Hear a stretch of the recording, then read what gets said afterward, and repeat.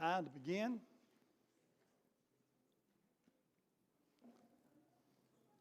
Happy Mother's Day. Happy Sunday. Happy first day of the week. Hope you had a good week. Glad you're here. Again, there's several decorations going on in the county today.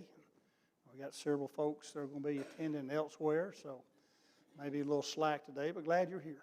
Glad you're here. We'll begin the word of prayer this morning, and we ask Jose, leads please, prayer.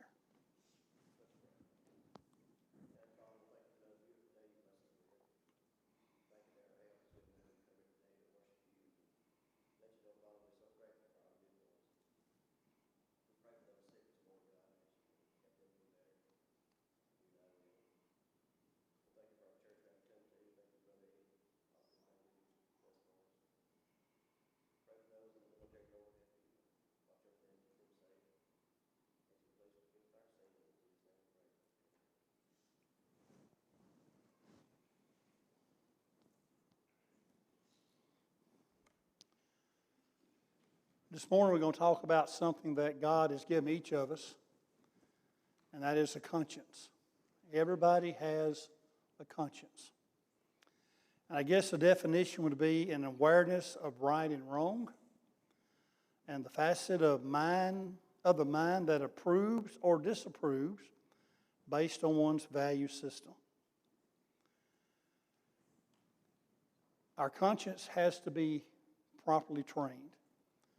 If you don't put the right stuff in, even at a younger age, that's when it starts. If the right stuff doesn't go in, then it's going to be hard to get the good stuff out later. Determine what is right, determine what is wrong, and one's value system may be completely corrupted if the right things don't go into one's conscience early in life. But sometimes when the wrong things do go in early in life, sometimes people can turn it around. They'll turn it around and good will begin to come forth because they realize that this is not right. There's a better way. At the same time, you have a person who has the right conscience and things can go on in their life and all of a sudden they're not making right decisions. They have turned it the wrong way, the other way as well. So it's good that we have a conscience. When it bothers us, we should quickly know something's not right and begin to investigate and try to figure out, why does my conscience bother me? So God gave it to us for a reason. When it bothers us, we look at it. Here's some more thoughts about a conscience. Conscience will help you do the right thing every time if you let it. And the conscience will change your mind from doing the wrong thing to doing the right thing if you let it. Key there, if you let it. We may know exactly what the right thing is to do, but we think this I'm going to go this way or this route. Maybe it's more fun, and we don't always do the right thing. But hopefully we do for our conscience. In John chapter 8, we find a lady that was caught in adultery, and she was brought out to Christ, and this is when he wrote in the sand, and he told them, "You who are without sin, cast the first stone." But what Christ did, he appealed to their conscience about this. Like in chapter 8 and verse 9, "Then those who heard it, being convicted by their conscience," he appealed to their conscience. Now they knew what the law said. There were laws about stoning a person who was caught in adultery. You had to have 2 or 3 witnesses. You had to have the male and the female that were caught. The person who witnessed this, they were to cast the first stone at them. It was to be done outside the walls of the city. There was so much about this that was wrong, and Christ appealed to their conscience. Is this right, what you're doing? Well, again, they wanted to do the wrong thing in the beginning, but after Christ got them thinking, well, they realized this is not right. They dropped the rocks and they left. And Christ speaks to the woman and go and do what she's doing no more, what he told her. So Christ can appeal to one's conscience. He did these people. And he can appeal to ours through the Word. Another thing about consciousness here, the conscience will help one live a happy life. You'll have a much better life if that conscience is properly trained. You'll have a much better life. If you do it by the way God says it.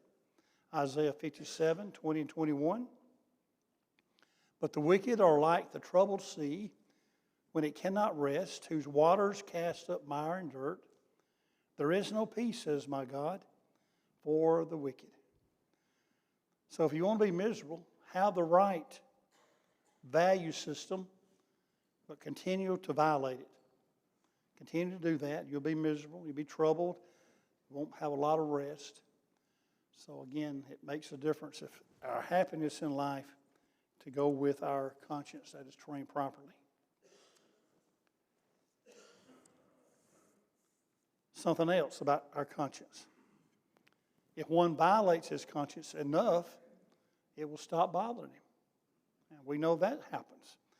1 Timothy 4, 1 and 2 there talks about, especially in verse 2, having your conscience seared with a hot iron. Well, you keep doing it enough, and you will convince yourself over time that it's okay. You can do that. Doesn't make it right, but you have convinced yourself it's all right. And eventually, you can't hard to determine between right and wrong. So again, here's a person that can go in the wrong direction with their conscience. Not to say they can't come back, but they can go in the wrong direction. Now, one individual that we have in the Scriptures that dealt with this, his conscience, would be that of Pontius Pilate, as he dealt with Christ there on that Friday of the crucifixion. Pilate's conscience bothered him, and he was back and forth, back and forth. He eventually did the wrong thing, but if he had followed his conscience, it wouldn't have happened. I say wouldn't have happened. Christ was going to die. He had to die for us to be saved. But we look at the struggle that Pilate had here trying to figure out what is the right thing to do. Now, John 18, verse 29, look at several points through these verses here.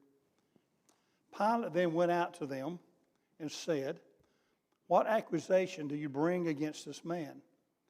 And they answered and said to him, if he were not an evildoer, we would not have delivered him up to you. And Pilate said to them, will you take him and judge him according to your law? Therefore the Jews said to him, it is not lawful for us to put anyone to death. So they wanted Christ to die, but they couldn't do it themselves. The Jewish law, Roman law, wouldn't let the Jewish people do it. So they had to find something where he had broken the Roman law that was worthy of death. And one thing that would bring that about if he made the claim that he was a king. Anybody trying to overthrow Caesar, make themselves king, that they were worthy of death. And there were other crimes that you could do that would cause one to be put to death. If you tried to overthrow the government, try to bring about some kind of, a coup attempt to overthrow, that would be worthy of death. And that's what the two thieves on either side of Christ, what they were accused of. But here Pilate's asking, why is he here? What has he done that's so bad? So they're trying to find something that would get Pilate the knowledge to put him to death. Well, it doesn't happen. There's nothing there. And he knows it. Like in verse 33, John 18:33. Then Pilate entered the praetorium again, called Jesus, and said to him, are you king of the Jews? And Jesus answered him, are you speaking for yourself about this, or did others tell you this concerning me? So Pilate's wanting to know, are you king of the Jews? That's what they're claiming you are. And Christ said, who told you this? Do you suspicion this? Or are you taking what somebody else is telling you on this? So Christ very quickly is going after the conscience of Pilate. Why are you doing this? Is it because you want to know? Or is it because of what the Jews have told you? And another point he's making here, how could I be their king if they're treating me like this? You don't treat a king like this. How could I be their king? And yet they do this to me. So he's appealing to the conscience of Pilate to think about this. Think about what they're doing. What are you going to do about it?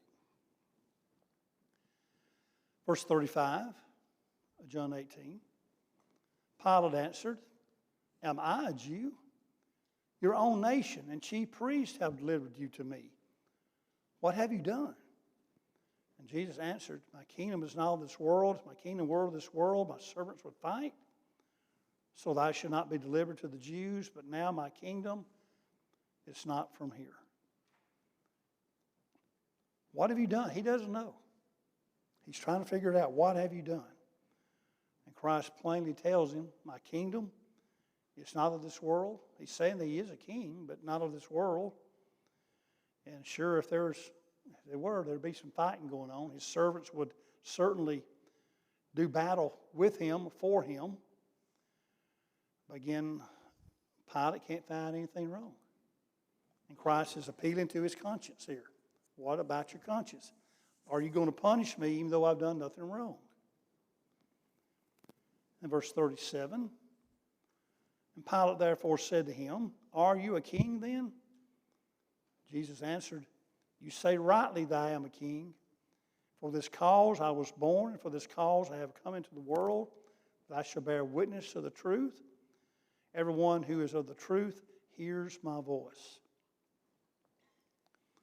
So Pilate comes right out and asks him, are you a king? And Jesus says, yes, I am. I am the king here. I have been brought to this world for this very purpose. So he agreed. I am king. And then he mentions there in verse 37 that he could bear witness to the truth. Again, the truth is what sets our conscience in motion to know what truth is. If we know what truth is, then that should guide our conscience.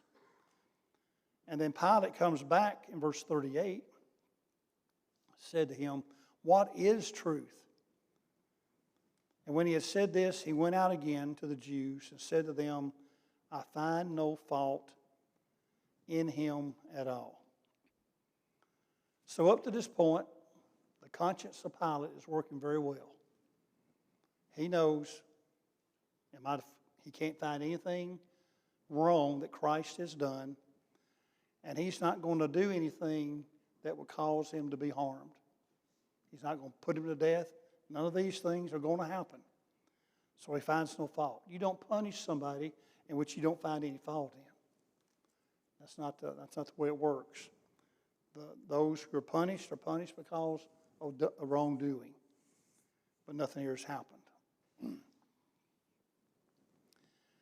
Well, after this, we know Pilate sends Jesus to Herod.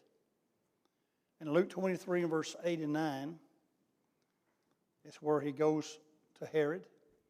And Herod's glad to see him. We see in verse 8. Now when Herod saw Jesus, he was exceedingly glad, for he had desired for a long time to see him, because he had heard many things about him, and he hoped to see some miracle done by him. Then he questioned him with many words, but he answered him nothing.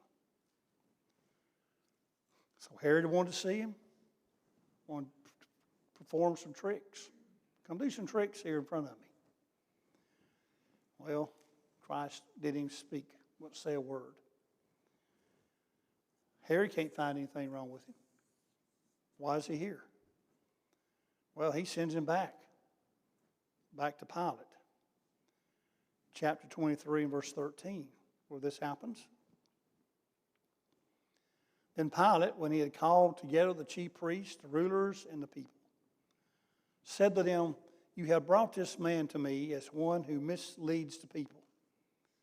And indeed, I have examined him in your presence. I have found no fault in this man, concerning those things of which you accuse him. No, neither did Herod.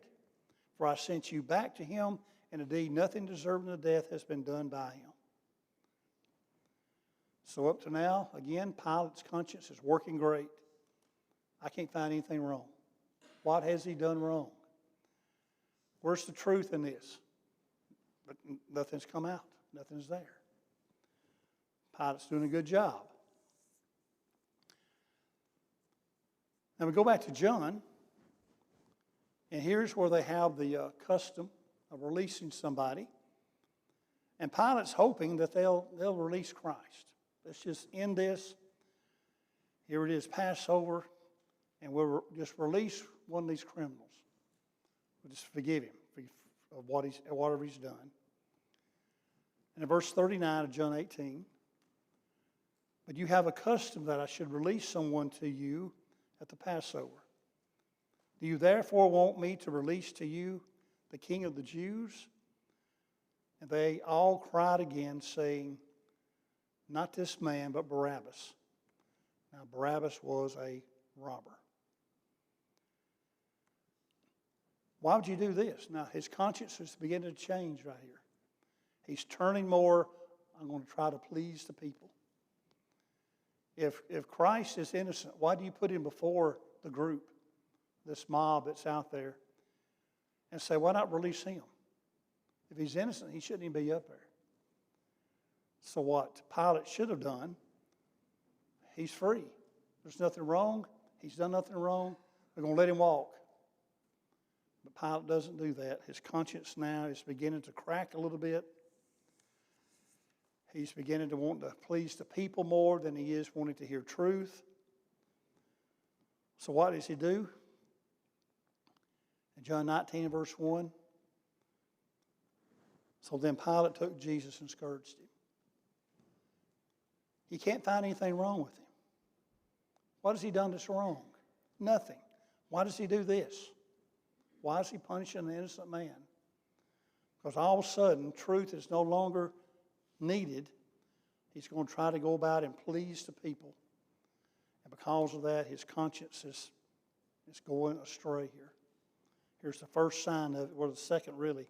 He should have released him right there, but now he's going to punish him for this.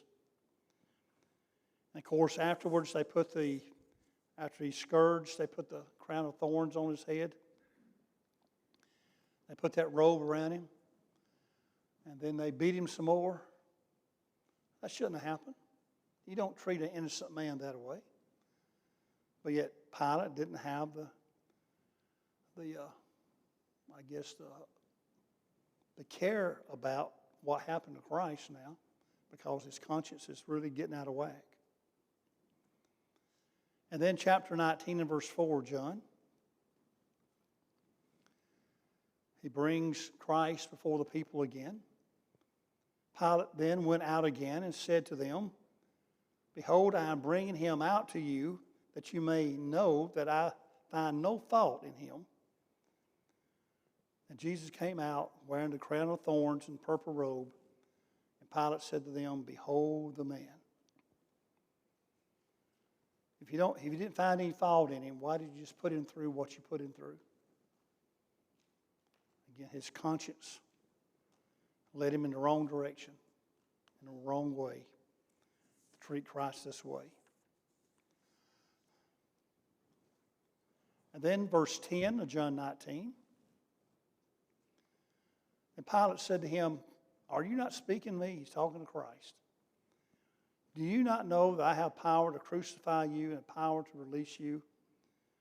And Jesus answered, "You could have no power at all against me, unless it had been given you from above. Therefore, the one who delivered me to you has the greater sin." Christ is telling Pilate, they're the ones that should be punished. They're the ones that's sinning greater than you are for not turning me loose. They're the ones. Again, he's appealing to his conscience. Why are you doing this? Are you not interested in punishing the real people that need to be punished? Well, apparently he's not. He's not interested in doing that. So, he's innocent. And why is he going to crucify him? Why do you crucify an innocent person? Because of the way the conscience is turning here. And then in verse 12, and from then on Pilate sought to release him. But the Jews cried out, saying, if you let this man go, you are not Caesar's friend. Whoever makes himself a king speaks against Caesar. So again, this back and forth, back and forth. Pilate's not going to do the right thing. He's going to do the wrong thing. And he's going to crucify Christ, as we know that he did.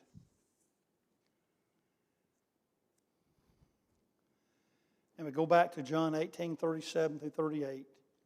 We already read this. Right here's the point when Pilate said, what is truth? He knew what the truth was. The truth was, this man, Jesus, has done nothing worthy of what the Jews want to happen to him. He knows that. But he begins to let his conscience carry him in the wrong direction. He denied truth. He denied doing what was right. And he pushed his conscience aside to do that. After he gives the okay for Christ to die, now he's going to try to soothe his conscience. And in chapter 27, verse 24 of Matthew, when Pilate saw that he could not prevail at all, but rather that a tumult was rising, he took water and washed his hands before the multitude, saying, I am innocent of the blood of this just person. You see to it. Well, he is not innocent of this. He is guilty as anybody else. He calls him a just person. Why do you punish a just person like this? You don't do it. But here's what his conscience was doing. Lead him in the wrong direction. Here's truth. I know what truth is, but I'm going to go in another way, another part, another direction. And we all got to be careful of that. As James 4:17 says, therefore to him that knoweth to do good and doeth it not, to him it is sin. Pilate knew what to do, but he didn't do it. When we know what is right, we need to do the right thing and not be swayed in another direction. And then we end here with the 2 points that we started with. The conscience will help you do the right thing every time if you let it. And the conscience will change your mind from doing the wrong thing to doing the right thing if you let it. If you will let it, you'll do the right thing. So the conscience is trying to convince us of what is right and what is wrong. And may we do the right thing and follow it. May we do that.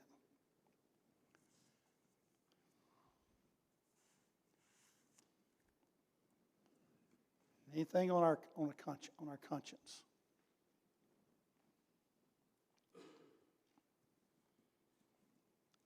Train our conscience well. Train the conscience of our children well. And when truth is there, make the right decision. And don't try to please somebody else, but stick with the truth.